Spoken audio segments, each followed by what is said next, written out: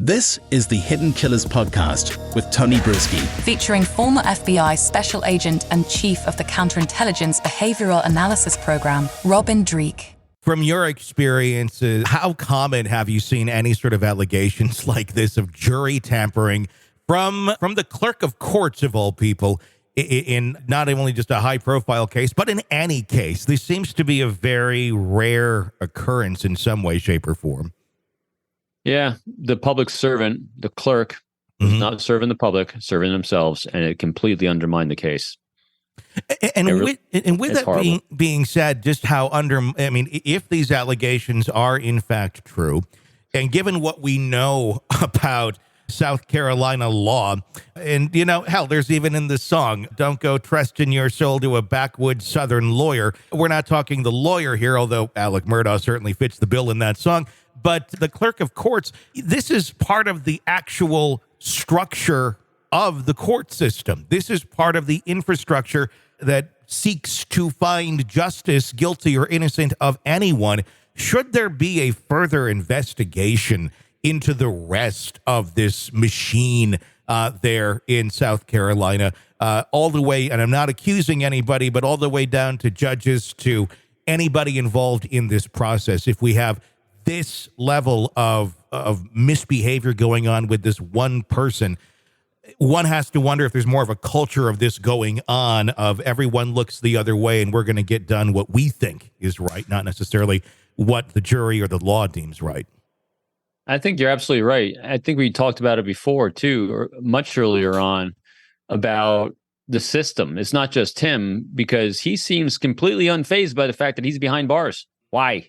Yeah, that should be very disconcerting. And the fact that this clerk's book seemed to be out before he even had his first meal behind bars. Yeah, it was like, where's the leadership? So that kind of going to your point, when things start going sideways at such a catastrophic level, and I think this is catastrophic. I think this is such an egregious, horrendous thing to happen, and it's because there's no leadership.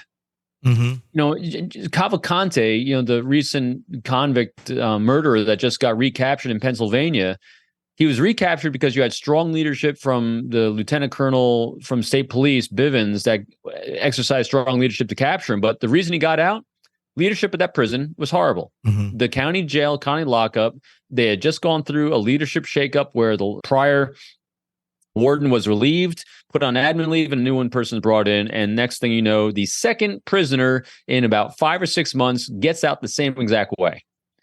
Leadership. And so when you look at this situation, you fast forward it down to South Carolina, how can a public servant publish a book that fast and be involved in this case, and not even, regardless of whether she did or didn't do jury tampering and all that? Let's look at that. She published a book about a case that just happened. Yeah. How did it get in her mind that's appropriate right now? It came from on top. That behavior was okay. Yeah. It didn't second cross her mind. And which means it didn't second cross anyone else's mind about how to benefit, how to utilize the system for personal gain. Because that's what the leadership down there is saying. At somewhere, some shape or form, because that's what Murdaugh did. That's what all these people down there are doing. How can I utilize this system for personal gain? That's the culture that's been infused, I think. And it just makes you wonder, how deep does it go? Where do we see it in people that get caught, it seems, there?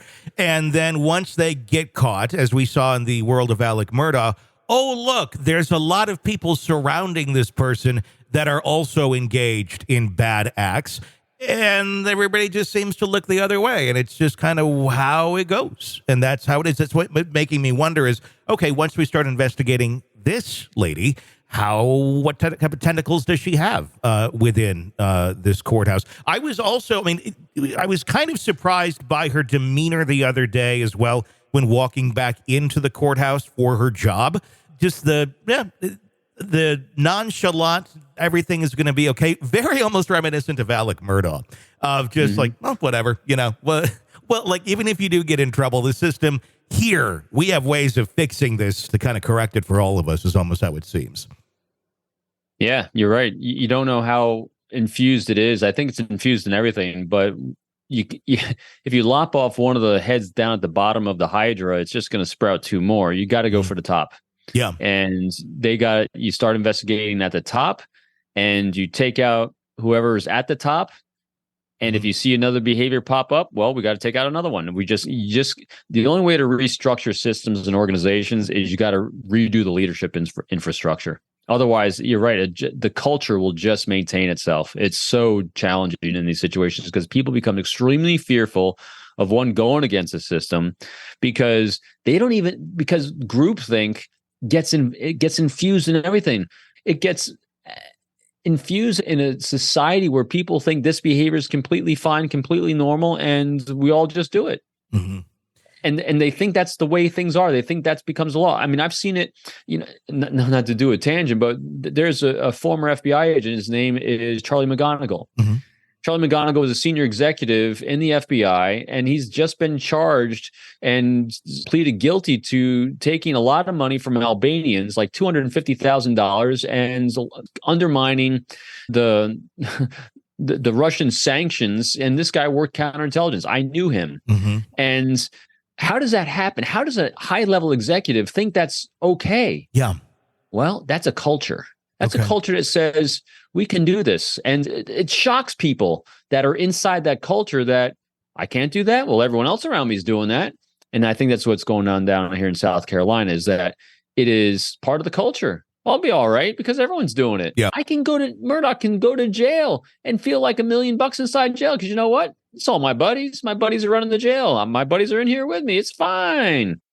You're consuming the Hidden Killers podcast. Want more? Start binging on all of our true crime podcasts right now through Apple Podcasts and get an ad-free experience when you sign up to be a True Crime Today Premium Plus member exclusively on Apple Podcasts. More of the Hidden Killers podcast dropping soon. Press subscribe now.